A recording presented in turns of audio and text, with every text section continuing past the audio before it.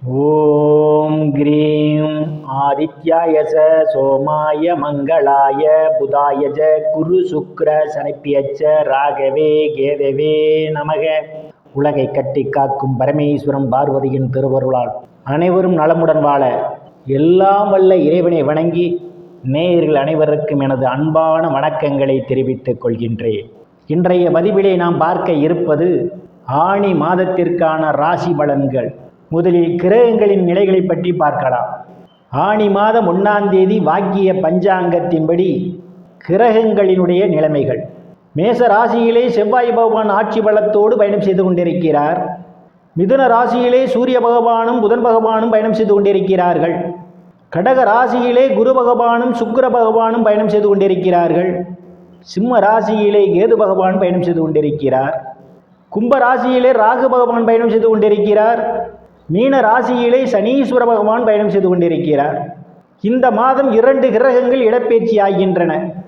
ஆணி மாதம் 5ஆம் தேதி மேச ராசியிலே ஆட்சி பலத்தோடு பயணம் செய்து கொண்டிருக்கின்ற செவ்வாய் பகவான் ரிஷப ராசிக்கு இடப்பெயர்ச்சி ஆகிறார். ஆணி மாதம் 21ஆம் தேதி கடக ராசியிலே பயணம் செய்து கொண்டிருக்கின்ற சுக்கிர பகவான் சிம்ம ராசிக்கு இடப்பெயர்ச்சி ஆகிறார். நான் கூறக்கூடிய பலன்கள் அனைத்தும் வாக்கிய பஞ்சாங்கத்தின்படி கோச்சார ரீதியான உலக மக்கள் அனைவருக்குமான பொது பலன்கள். உங்களுடைய சுய சாதகத்தில் கிரகங்கள் இருந்த நிலைமையும் தற்போது நடக்கக்கூடிய தசாபுத்தியும் கணக்கில் எடுத்துக்கொண்டு பலன்கள் எடுக்கும்போதுதான் துல்லியமான பலன்களை எடுக்க முடியும். உங்களுக்கு துல்லியமான பலன்கள் நீங்கள் தெரிந்து கொள்ள விரும்பினால் உங்களுடைய பெயர், பிறந்த தேதி, பிறந்த நேரம், பிறந்த ஊர் ஆகியவற்றை எனது வாட்ஸ்அப் எண்ணிற்கு அனுப்பி வைத்து பலன்களை தெரிந்து கொள்ளலாம். உரிய கட்டணம் செலுத்தி வாருங்கள் ராசிக்குள் போகலாம். மிதுன ராசி.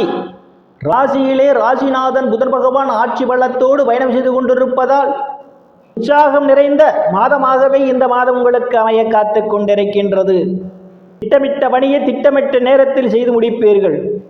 குடும்ப வாக்குஸ்தானத்திலே தனகாரகன் என்று சொல்லக்கூடிய குரு பகவான் உச்சபலத்தோடு பயணம் செய்து கொண்டிருப்பதும் அவருடன் இணைந்து 21ஆம் தேதி வரை சுக்கிர பகவானும் பயணம் செய்து கொண்டிருப்பதாலும் நீங்கள் எதிர்பார்த்து கொண்டிருந்த இடங்களிலிருந்தெல்லாம் பண வரவுகள் தாராளமாக கிடைக்கும்.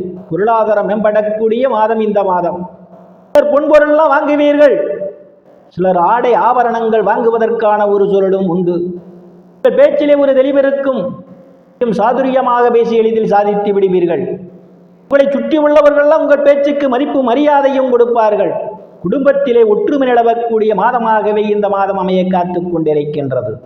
தைரிய வீரியஸ்தானத்திலே கேது பகவான் பயணம் செய்து கொண்டிருப்பதும் செவ்வாயினுடைய பார்வையும் தைரிய வீரியஸ்தானத்திலே விழுவதாலும் எதிரிகளெல்லாம் உங்களை கண்டு அஞ்சுவார்கள். எதிரிகளால் இதுவரை இருந்து வந்த பிரச்சனைகள் எல்லாம் அகழ்வதற்கான ஒரு சூழல் உண்டு. சகோதர சகோதரிகளுடன் அனுசரித்து போக வேண்டும். இல்லையில் உங்களுக்கும் அவர்களுக்கும் இடையே கருத்து மோதல்கள் ஏற்படும். ஸ்தானத்திலே எந்தவித கிரகங்களும் இல்லை. ஸ்தானத்தை சனீஸ்வர பகவான் பார்வையிடுவதால் தாயாருடன் அனுசரித்து போக வேண்டும். இல்லையேல் தாய்க்கும் உங்களுக்கும் இடையே கருத்து மோதல்கள் ஏற்படும். தாயினுடைய உடல்நிலையிலே கூடுதல் கவனம் எடுத்துக் கொள்ள வேண்டும். சிலர் தாய்க்காக மருத்துவ செலவு செய்வதற்கான ஒரு சூழலும் ஏற்படலாம். பூர்வ புண்ணியஸ்தானத்திலே எந்தவித கிரகங்களும் இல்லை. பூர்வ புண்ணியஸ்தானாதிபதி இந்த மாதம் தனங்குடும்ப வாக்குஸ்தானத்திலும் தைரிய வீரியஸ்தானத்திலும் அவர் பயணம் செய்து கொண்டிருப்பதால் எல்லாம் உங்கள் பேச்சை கேட்பார்கள். சிலருக்கு மன மகிழ்ச்சி ஏற்படுவதற்கான ஒரு சூழல் உண்டு. கலைத்துறையை சார்ந்தவர்களுக்கெல்லாம் புதிய வாய்ப்புகள் தேடி வரும். கலைத்துறையின் மூலமாக கூடுதலான வருவாயை காண முடியும்.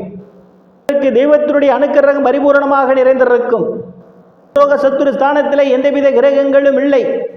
ரோக சத்துரு ஸ்தானத்தை பகவான் பார்வையிடுவதால் மற்றும் நிதி நிறுவனங்களில் கடனுக்காக விண்ணப்பித்திருந்தால் உங்களுக்கு எளிய முறையில் கடன் கிடைப்பதற்கான ஒரு சூழல் உண்டு. பணி செய்யக்கூடிய இடத்திலே சக பணியாளருடைய அன்பும் ஆதரவும் நிறைந்திருக்கும். அவர்களால் அனுகூலமான பலன்கள் உண்டு. ஸ்தானத்தில் எந்தவித கிரகங்களும் இல்லை. ஸ்தானத்தை ஈஸ்வர பகவானும் செவ்வாய் பகவானும் பார்வையிடுவதால் அவன் மனவிடையே ஒருவருக்கொருவர் அனுசரித்து போக வேண்டும். இல்லையில் உங்களுக்குள் கருத்து மோதல்கள் ஏற்படுவதற்கான ஒரு சூழல் உண்டு. அஷ்டமஸ்தானத்தில் எந்தவித கிரகங்களும் இல்லை. அஷ்டமஸ்தானத்தை குரு பகவான் பார்வையிடுவதால் எதிர்பாராத நேரங்களில் எதிர்பாராத இடங்களில் இருந்து எதிர்பாராத பண வரவுகள் உங்களுக்கு கிடைப்பதற்கான ஒரு சூழல் உண்டு. திடீர் அதிர்ஷ்டம் உங்கள் கதவை தட்ட காத்து கொண்டிருக்கின்றது. முக்கியஸ்தானத்தில் ராகு பகவான் பயணம் செய்து கொண்டிருப்பதால் அனுசரித்து போக வேண்டும். இல்லையேல் தந்தைக்கும் உங்களுக்கும் இடையே கருத்து மோதல்கள் ஏற்படும். சொத்துக்களில் ஏதேனும் பிரச்சனைகள் இருந்தால் அவற்றை சாதுரியமாக கையாள்வது மிகவும் நல்லது.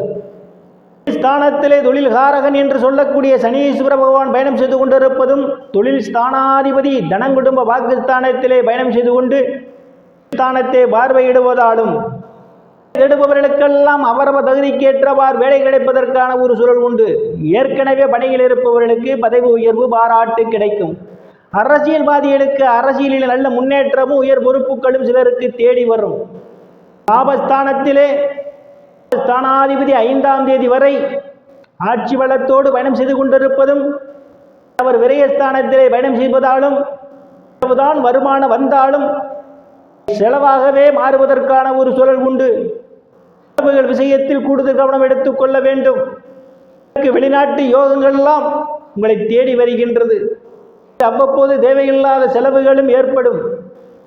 தேவை அனைவரும் இறைவனுடைய திருவருளால் செல்வ செழிப்பும் பெற்று சிறப்புடன் வாழ வல்ல இறைவனை வணங்கி நேயர்களை மீண்டும் அடுத்த பதிவில் சந்திக்கும் வரை விடைபெறுவது ஜோதிடர் இஸ்ராமன்.